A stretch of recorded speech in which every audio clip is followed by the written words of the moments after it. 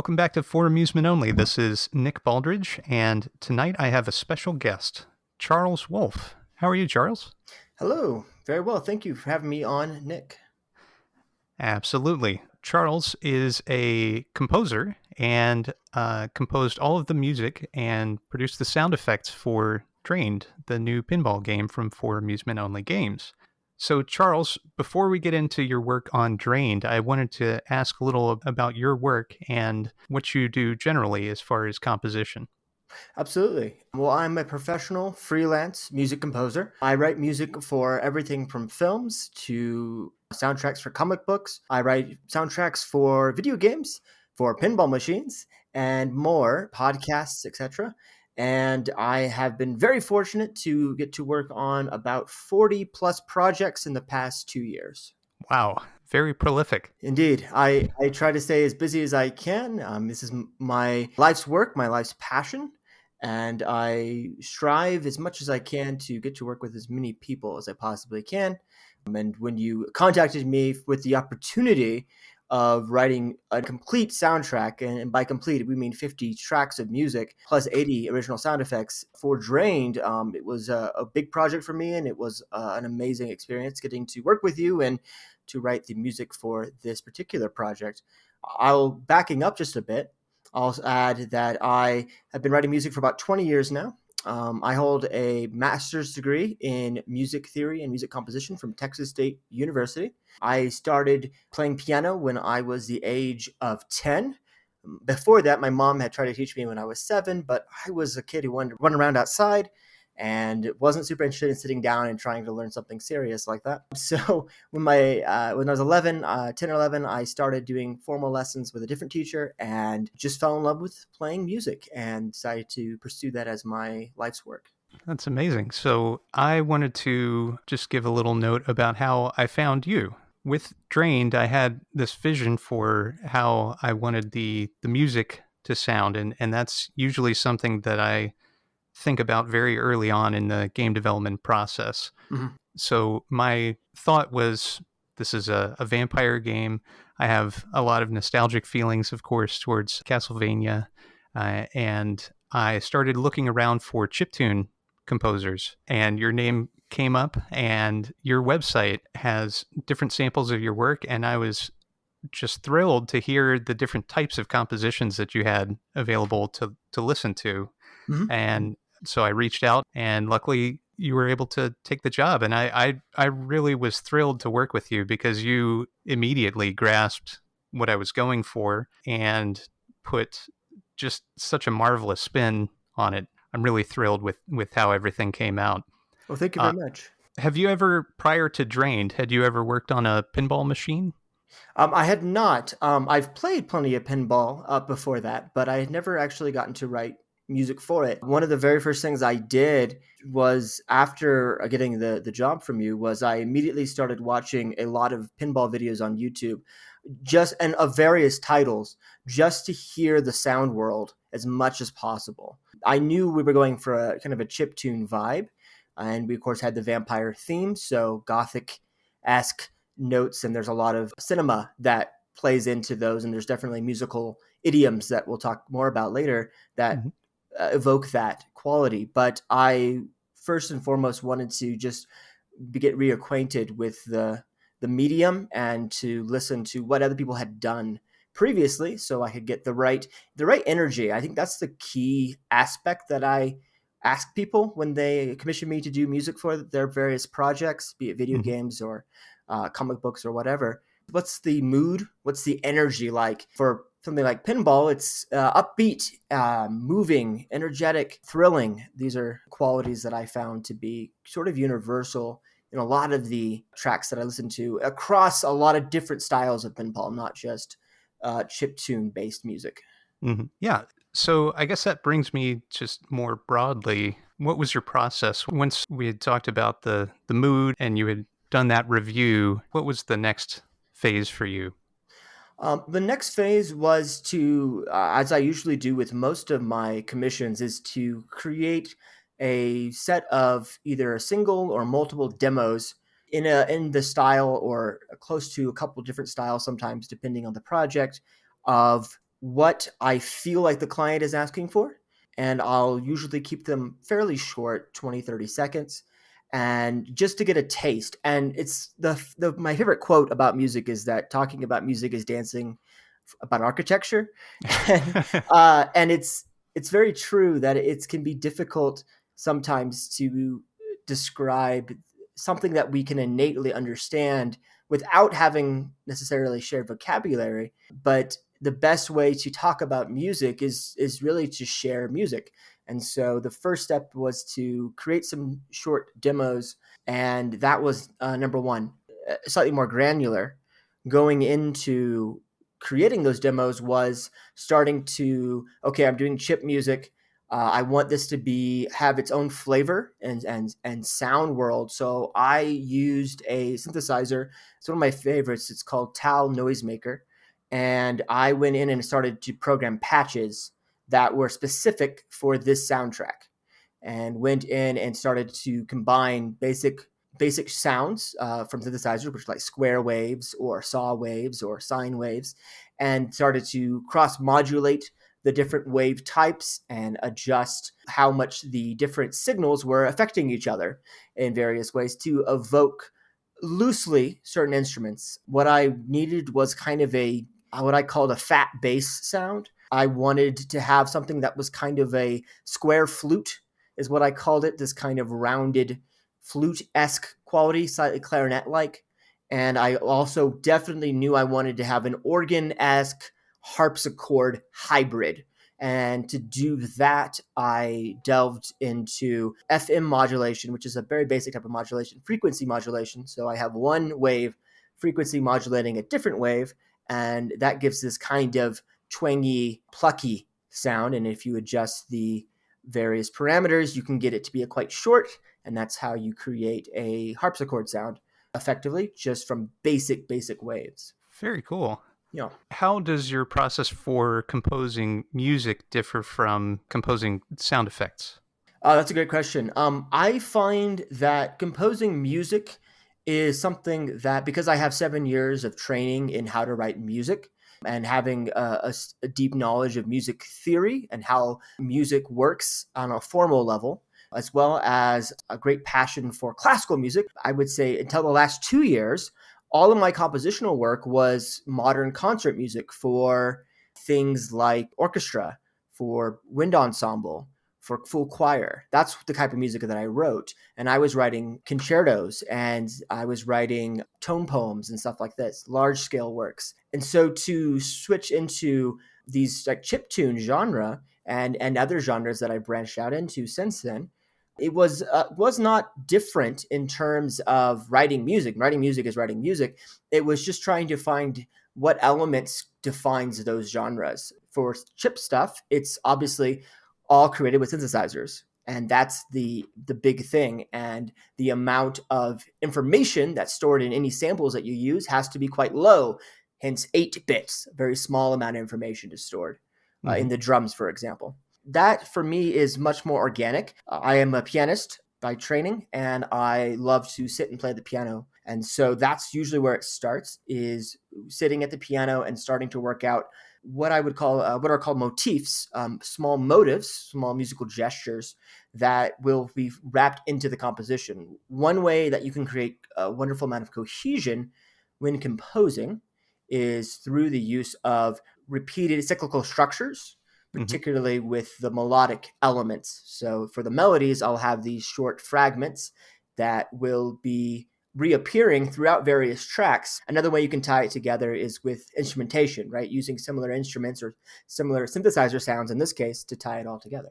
When it comes to sound effects, having created the music first, I knew that I used a standard tuning system for the actual music. And so for the sound effects, I detuned the same synthesizer and started to do more noise-based configurations. And I had to use filters to do more of these sweeping upward gestures and sort of filtering out various parts of the sound, and to get the sound, instead of being a static, here's the note, it would now be, here's the note, but the note is now rising.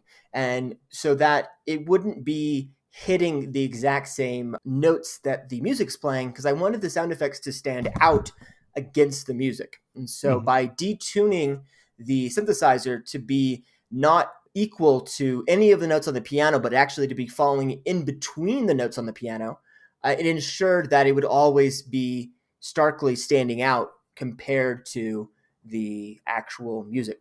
I would describe the process. The difference for me is there's a flow state and a creative flow to writing music. Creating sound effects is a bit more, trying to think of the right word. It's a bit more formulaic in some ways, and it is not quite as organic. It's more of it's a process of exploration, but it's much more within one synthesizer or several synthesizers. You're messing with parameters until you find a cool sound, and then you record that, and then maybe layer other sounds with it to create the effects. With writing music, that I get to sort of bring all my training to bear.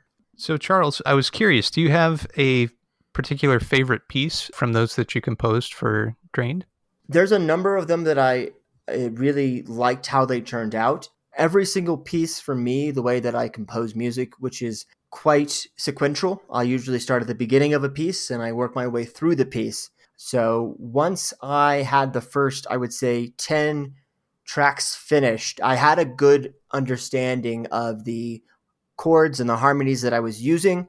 I had a good understanding of the motives that I was going to be employing. And so as I continued to write more and more music, the challenge was always to keep it in the same vein, but still make it fresh as I was going along, and to have differences be there musically while also still having that cohesion of this is one soundtrack. I honestly, one of the first pieces that I wrote for Drained was the attraction music. And I really love how that piece came together. And I think of the pieces, it has a really interesting story to it. One of the elements of the attraction music is the bass line is what's called a lament bass, which is the equivalent of a 1700s meme. It is a descending chromatic bass line that moves by half step. So what a half step is when you move on the piano from like a white key to an adjacent black key, when you go from one note to the next closest possible note. Well, a lament bass moves downwards by half steps. And as it does this, it represents death. And because it was a vampire game, I knew immediately, okay, obviously there's dark imagery associated with that. And so having a lament bass right at the beginning, it subconsciously evokes, cold feelings of lifelessness, which is appropriate for vampires. And the lament bass that I use is actually a lament bass that is straight from the Passacaglia from Bach's Crucifixus from Mass in B minor. So if you listen to the Passacaglia ground bass from that piece, the first opening 4 measures of it, note for note, is the same. It's even in the same timing. And that was on purpose. It's quoting Bach in the bass line. Against it, I actually set another piece, which is quite famous, which also uses the same or similar bass line. And there's a rhythmic figure that I used in the harmony. So I have one track, one instrument is playing the bass, then I have my harmony layer, which was that kind of square flute sound. And that is from Vivaldi's motet. I'm going to not pronounce this correctly, but it's O qui colai terrae serenitas, which is "Oh, the calm earth and heaven," something to that effect. And it's RV 631 aria number 2, if anybody wants to listen to it on their own time. And it is this kind of bum bum bum bum bum bum bum bum bum bum bum. That's actually Vivaldi. And when you put that with the Bach and you change the timing of it to make it match, that was how I began to create the attraction music. The first thing I did was speed it up because it needs to be bouncy and have this kind of drawing you in feel. The other thing I did was layer over on top of this sort of mixture of Bach and Vivaldi. I put on top of that a very harpsichord-driven animated trill-like structure, which is sort of evoking of Bach's Toccata in D minor, which is quite a famous piece. And that piece, I think, the Toccata in D minor served as my starting point for the entire soundtrack. Every element of this soundtrack there's some piece of it that can be tied back to Bach.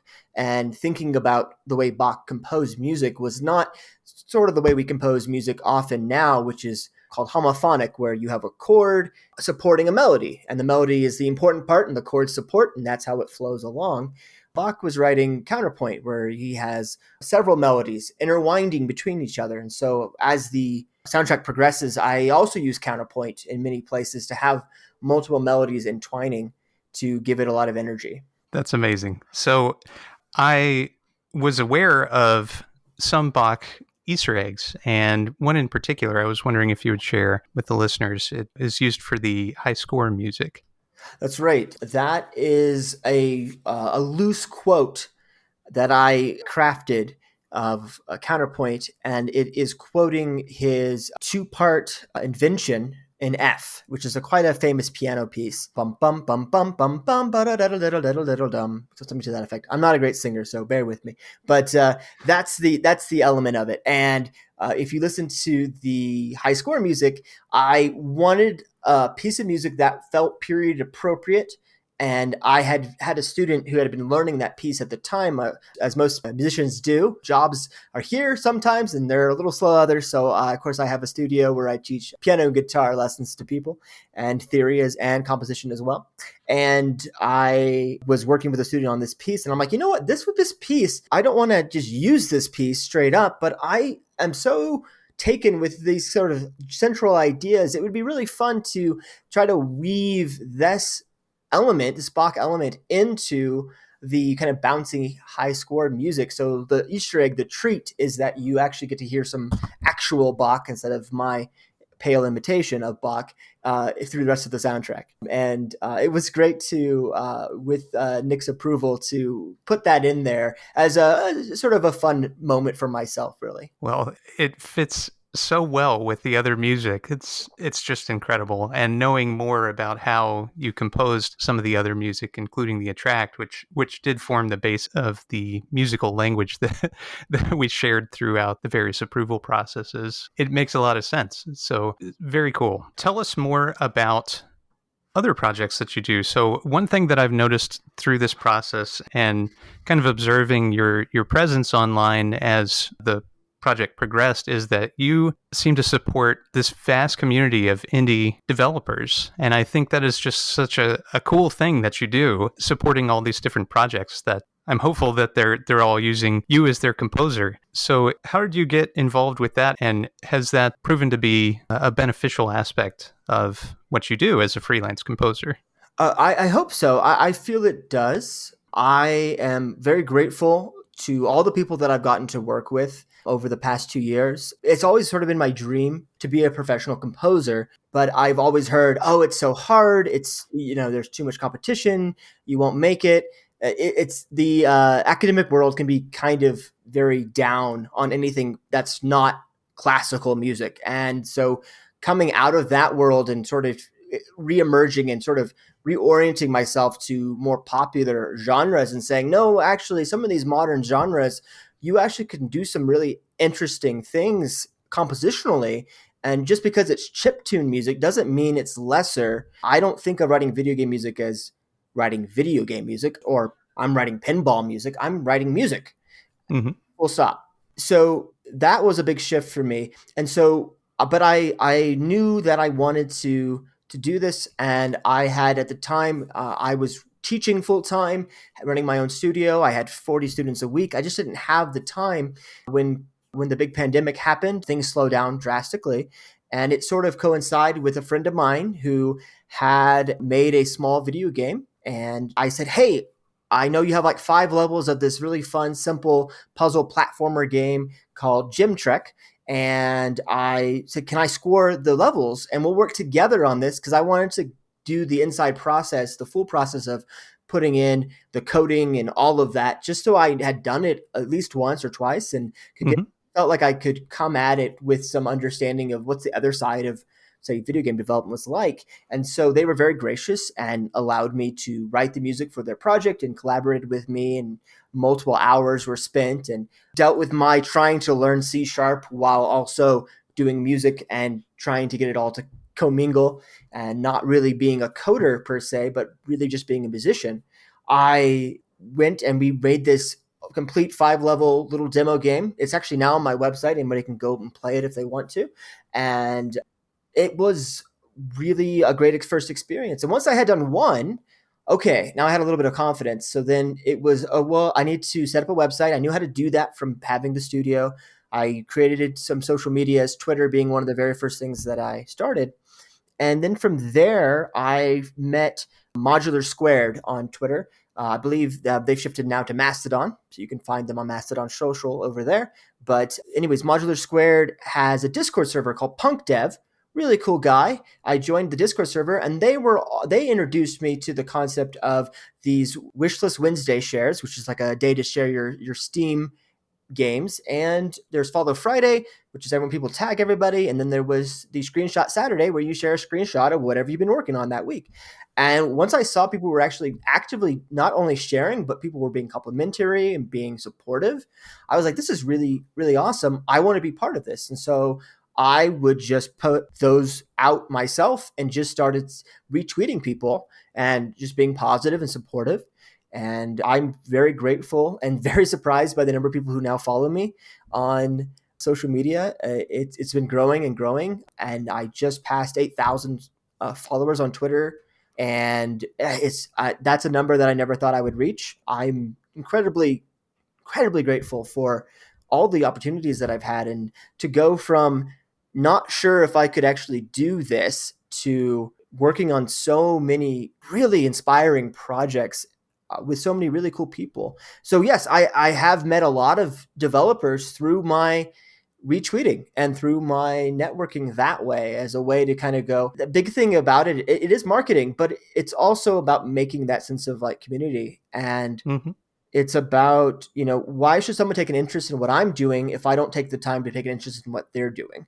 And so it's sort of that idea of, let me try to put out into the world the vibe that I want back and see what comes back. And so far, it's been very successful, and I'm very, very grateful and happy to keep supporting all creators, whether they're doing video games or comic books or pinball machines. Let's more the merrier. I would love to get to work on more of these such projects. It's amazing. Well, I would strongly encourage anybody listening who is involved in any kind of creative work and needs music or sound effects to reach out to Charles Wolf, because he's, as you can hear, a dream to work with and just such a positive force for independent game development. So how do people get this process started if they want to work with you? Absolutely. The easiest way to get in touch with me is via email. You can email me at charleswolfcomposer@gmail.com. Again, that's charleswolfcomposer@gmail.com. You also can message me directly on Twitter. Just give me a direct message. You can do the same thing on Mastodon Social. You can reach me also on Instagram, on YouTube. And so there's lots of places you can interact with me, send me a message, and we will get the process started right away. I try to keep everything really simple and streamlined. If you go to my website, Charles Wolf Music, there's a tab at the top. It says Commission Music Rates. If you just click on that, there's all my rates listed. However, the process is listed. There's a simple contract. And then once we get that going, there's a small deposit, and I'll get some demos worked up in the next 10 days, business days, and we'll get started. It's that simple. It really is simple. And I do want to emphasize how easy it was to work with you, and Thank you.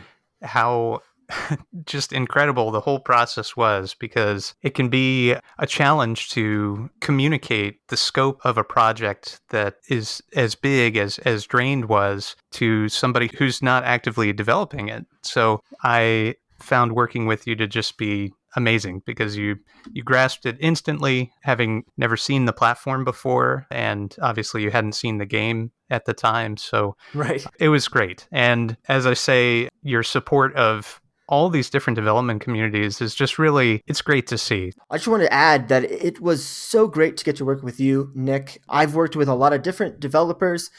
Some people really know what they're looking for right from the beginning, and some people have to kind of figure it out and are not quite as well organized. But what was really wonderful for Drained was right from the beginning, I knew how many tracks were going to be needed because you had figured that out already. You already knew there's X many levels in the game. You were extremely well organized. And from the beginning, as a professional, things were clear for me because I had a kind of the scope of the project right from the start. And it was just such an easy way to work in batches with you, send things out quickly, and it let me have a much more organic process for the whole project, really, because I knew that you had on your end, you had everything covered. Technically, you knew exactly what you were doing with the coding and with the scope of the game and the concept of the game, and it was crystal clear on the style that we were trying to achieve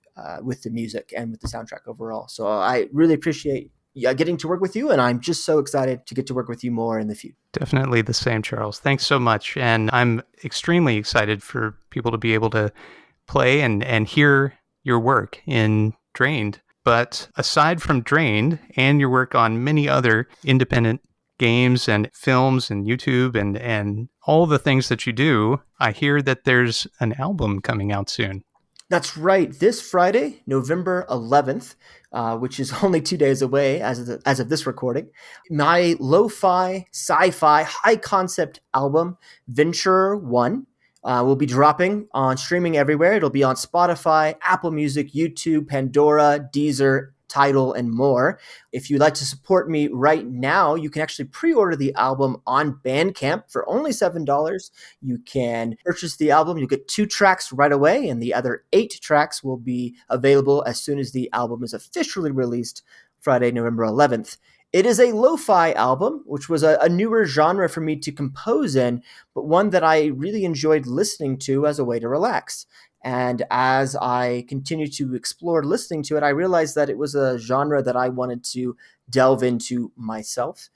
It's a lo-fi, sci-fi, high-concept album, and I knew I wanted the album to be a concept album. I'm a huge fan of concept albums in general, and so many classic rock artists that I like to listen to have them. And so I wanted to do a modern concept album. And this particular album, Venture 1, is about a space probe that's sent out to explore the stars.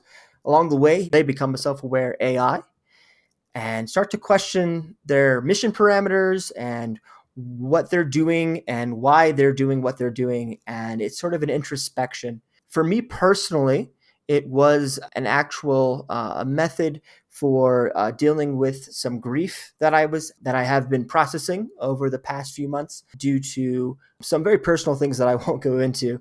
But it was a way for me through metaphor to, in a lot of ways, I think a lot of people, especially artists, can feel like, what am I doing? Why am I doing it? And why am I here? And the existential questions definitely can pile up. And in the same way, this album really dives into some of those things and asks some of those questions. I don't know if the album itself, the story, fully resolves exactly the answer to those, but it was definitely a positive way for me to work through some of those emotional things. But also, it was a really fun project to work on and to create. And I'm just so very excited. Started it back at the beginning of summer, and now it's finally being released November 11th, Venture 1. Can't wait to hear it. And I will have a link in the show notes to your Bandcamp page so everybody can check that out. And as you mentioned, it'll be streaming everywhere as well. So, Charles, thank you so much for coming on tonight. And I look forward to working with you again in the future. Sounds amazing. Can't wait. Thank you so much.